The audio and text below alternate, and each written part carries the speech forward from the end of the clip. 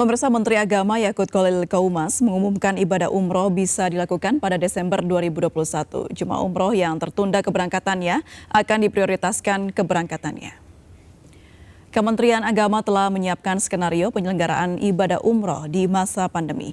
Hanya jemaah yang berusia 18 tahun hingga 65 tahun yang telah divaksinasi dosis lengkap dan hasil tes PCR negatif yang diberangkatkan umroh. Keberangkatan jemaah umroh menggunakan satu pesawat full diisi jemaah umroh tanpa ada penumpang lain. Pelaksanaan ibadah umroh dilakukan 9 hari termasuk perjalanan pulang pergi.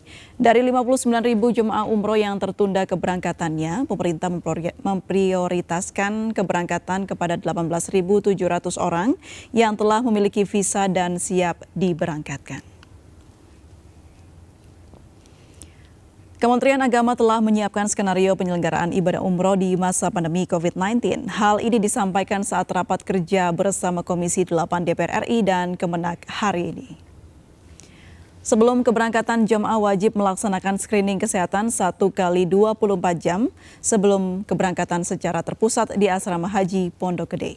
Kemudian jemaah yang akan berangkat wajib dilaporkan kepada Kemenak untuk diproses visa dan dokumen keberangkatannya. Di Arab Saudi, jemaah wajib karantina selama 3 hari dimulai dari saat tiba di Arab Saudi selama masa karantina. Dilarang keluar dari kamar hotel. Pelaksanaan ibadah umroh selama 9 hari termasuk perjalanan pulang pergi. Umroh hanya dilaksanakan 1 kali, namun jemaah bebas melakukan sholat 5 waktu. Sebelum kepulangan, jemaah juga wajib melakukan tes PCR. Skenario saat tiba di Indonesia, jemaah wajib melakukan tes PCR sesaat setelah tiba dan melakukan karantina. Ya, sementara itu pemerintah Arab Saudi kembali mengumumkan pelonggaran pelaksanaan ibadah umroh. Jemaah yang telah mendapat vaksin COVID-19 sesuai dengan dosis dan merek vaksin yang ditetapkan oleh pemerintah Arab Saudi bisa langsung melaksanakan ibadah umroh tanpa mengikuti karantina terlebih dahulu. Jemaah yang telah mendapat vaksin COVID-19 namun dengan merek vaksin yang berbeda dengan yang ditetapkan pemerintah Arab Saudi seperti vaksin Sinovac atau Sinopharm harus mendapat vaksin booster dengan salah satu vaksin yang ditetapkan pemerintah Arab Saudi.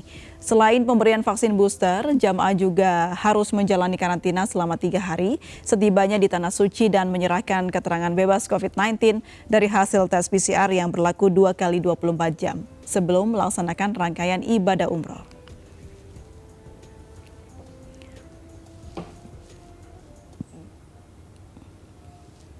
Sementara itu, dosis dan merek vaksin yang ditetapkan pemerintah Arab Saudi bagi jamaah umroh antara lain Pfizer, AstraZeneca, Moderna sebanyak 2 dosis atau vaksin merek Johnson & Johnson sebanyak 1 dosis.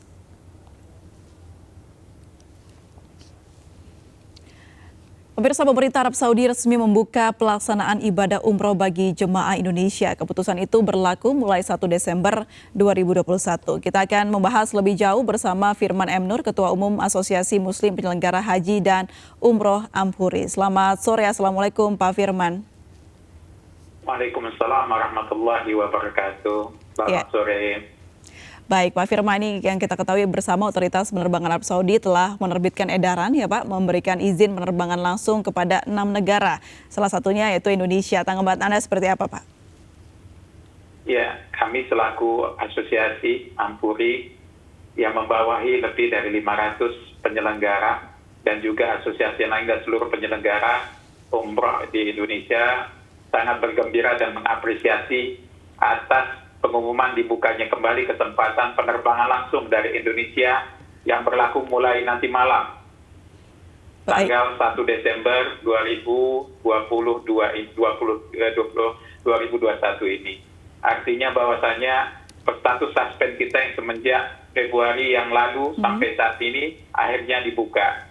Dan sebagaimana tadi yang di pengantar disampaikan, Menteri Agama pada rapat kerja bersama Komisi 8 juga menyatakan bahwasanya insya Allah bulan Desember ini proses visa umroh akan segera dibuka.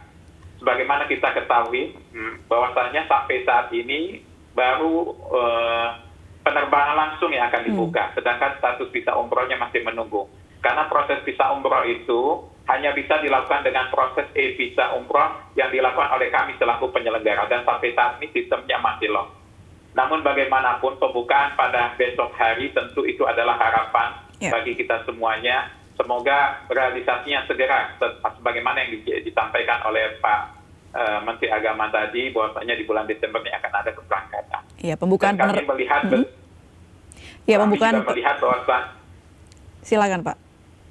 Iya, kami juga melihat bahwasanya dalam rapat kerja tadi Menteri Agama menyampaikan beberapa hal teknis keberangkatan. Kita berharap teknis keberangkatan tersebut betul-betul menjadi teknis yang bisa sama-sama kita kerjakan berbasis keputusan tentunya tentang dari Kementerian Haji Saudi. Karena kegiatan ibadah umroh ini kan berlakunya di Saudi Arabia, tentu kita akan mengikuti ketentuan-ketentuan dari Saudi Arabia.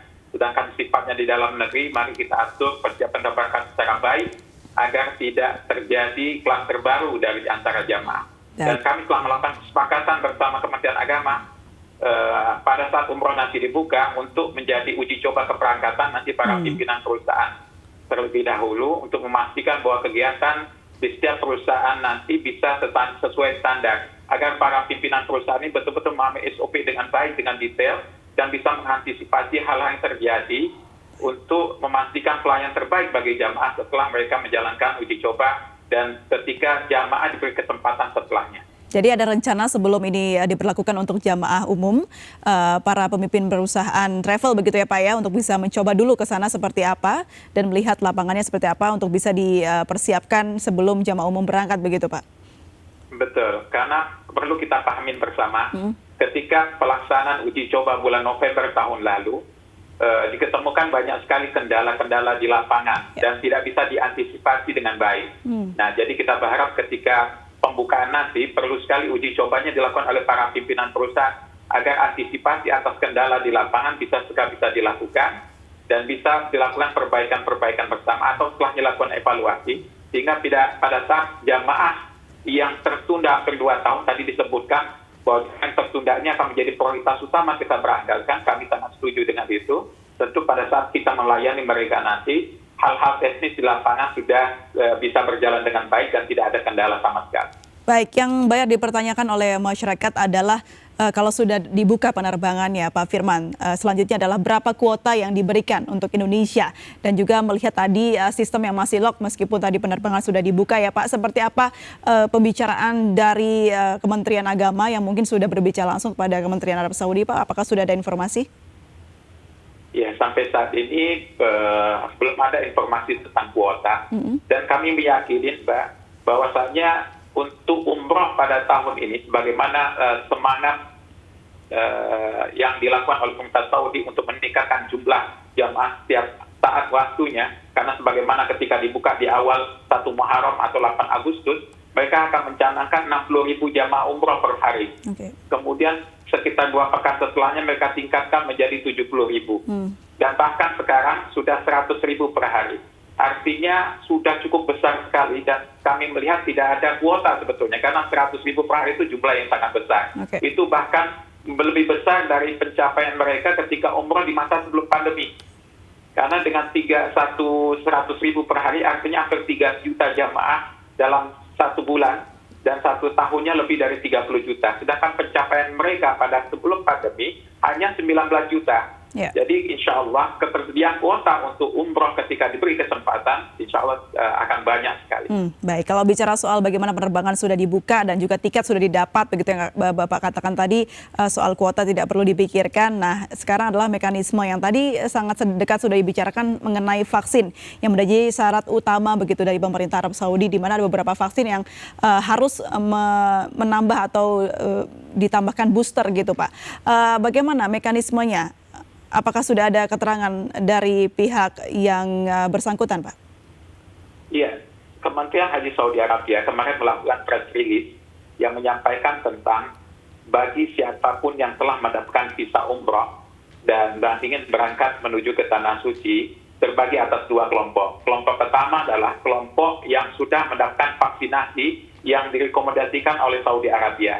Artinya bagi jamaah yang sudah dapat visa dan memiliki vaksinasi jenis Pfizer, Moderna, AstraZeneca atau Johnson & Johnson, pada saat tiba di Saudi Arabia, mereka bisa langsung melaksanakan ibadah umroh tanpa karantina. Sedangkan kelompok kedua adalah mereka yang datang dengan visa umroh dan memiliki vaksinasi sesuai dengan rekomendasi WHO. Rekomendasi WHO ini termasuk diantaranya ada Sinovac dan Sinopharm yang banyak digunakan oleh masyarakat Indonesia. Untuk hal ini, pemerintah Saudi Arabia sudah memberi kemudahan yang sangat besar. Pertama adalah vaksin ini diterima oleh mereka tanpa dibutuhkan lagi booster. Namun, ketika tiba di Saudi Arabia, mereka diwajibkan untuk melakukan karantina selama 3 hari. Dan setelah 48 jam melakukan karantina, mereka diwajibkan PCR. Jika hasil PCR-nya negatif, jamaah tersebut sudah dibolehkan mengikuti program umrohnya, termasuk langsung beribadah ke Masjidil Haram atau Masjid Nabawi. Artinya, pemerintah Saudi secara prinsip memberi banyak kemudahan untuk melayani jamaah umroh untuk bisa menunaikan ibadahnya yang sudah tertunda cukup lama. Bahkan jika kita bandingkan kebijakan untuk jamaah yang membawa visa umroh dengan jemaah yang membawa visa yang lainnya, masyarakat yang datang dengan visa lainnya, kebijakan karantina ini berbeda. Karena kita tanggal 24 yang lalu, atau 5 hari yang lalu, pemerintah Saudi juga mengeluarkan kebijakan informasi, yaitu tentang dibukanya penerbangan langsung, dan juga kewajiban karantina 5 hari. Artinya bahwasanya pemerintah Saudi memberi kemudahan lebih bagi jamaah yang datang dengan visa umroh, dengan masa karantina jika itu diwajibkan dengan lebih pendek. Baik, bicara soal bagaimana urutan keberangkatan dari jamaah umroh ini, Pak, seperti apa? Apakah sudah ada mekanisme yang dipersiapkan atau aturan baku yang ditetapkan, Pak? Ya, sampai saat ini untuk keberangkatan dari tanah air, kami terus melakukan pembicaraan dan persiapan lintas asosiasi bersama Kementerian Agama. Insya Allah setelah rapat kerja Menteri hari ini, besok segera dilakukan tindak lanjut pembahasan akhir standarisasi pelayanan dari tanah air untuk keberangkatan jamaah umroh. Secara umum sudah ada beberapa hal poin, namun tentu akan dicantumkan dalam keputusan Menteri Agama sehingga menjadi ketentuan yang bisa menjadi standarisasi bersama bagi kita selaku penyelenggara. Jadi tanggal pastinya masih menunggu keputusan ya, Pak, ya? Betul, tanggal pastinya menunggu keputusan. Namun beberapa informasi menarik dari Tanah Suci terus berkembang sampai saat ini, kemungkinan visa umroh akan segera dibuka. Jadi kita berharap dalam kesempatan baik ini, karena perjalanan umroh apapun akan dilaksanakan, vaksinasi menjadi standarnya. Makanya Ampuri secara kerja aktif bersama pemerintah melakukan vaksinasi.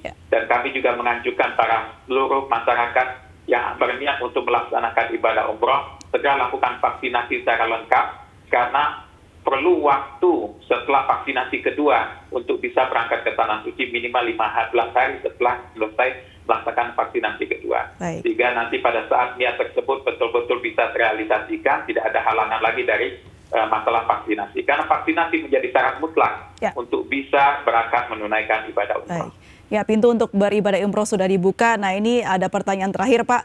Apakah biaya dari umroh ini juga akan membengkak seperti wacana atau informasi-informasi sebelumnya? Berapa persen kira-kira, Pak? Iya, secara umum ketentuan yang diberlakukan oleh pemerintah Saudi tentang prosedur, kemudian kewajiban karantina, sebagian rombongan yang menggunakan vaksinasi Sinovac dan Sinopharm cukup bisa mengerti dan tidak akan membebani lebih berat kepada jamaah. Bahkan kami agak agak kurang yakin ketika biaya membengkak akibat kebijakan di dalam negeri, Mbak. Jadi sebagaimana kita ketahui, Saudi tadi memberi kepertimbangan kelompok 1 tidak ada kewajiban karantina, sedangkan kelompok 2 ada karantina cuma hanya 3 hari. Jadi biaya tidak diprediksi tidak akan terlalu meningkat tinggi begitu ya, Pak, ya? Meningkat, ya. Kecuali ketika mereka pulang sampai ke tanah air, ada pelayanan khusus bagi mereka tentang status karantinanya. Mungkin karena kebijakan perjalanan ibadah umroh ini akan termonitor dengan baik, dengan ketat sekali oleh pemerintah sebelum keberangkatan, selama perjalanan sampai pulang ke tanah air. Kita berharap para jamaah yang pulang dari Tanah Suci dapat dikhususkan untuk melakukan karantina di rumah masing-masing dengan diawasi secara ketat. Baik, ya kita doakan bersama agar proses ini berjalan dengan lancar ya, kebijakan dari pemerintah juga segera diputuskan kapan bisa dibuka dan juga visa dari Arab Saudi juga bisa turun untuk jamaah umroh. Ini juga tentunya kita doakan bersama sejalan dengan nanti ya haji di tahun depan yang semoga saja juga dibuka seperti umrah. Terima kasih Pak Firman M. Nur, Ketua Umum Ampuri sudah bergabung dan berbincang bersama kami. Salam sehat selalu, Assalamualaikum. Waalaikumsalam, terima kasih. Pemirsa, kami akan segera kembali usai jeda berikut, tetaplah di MNC News.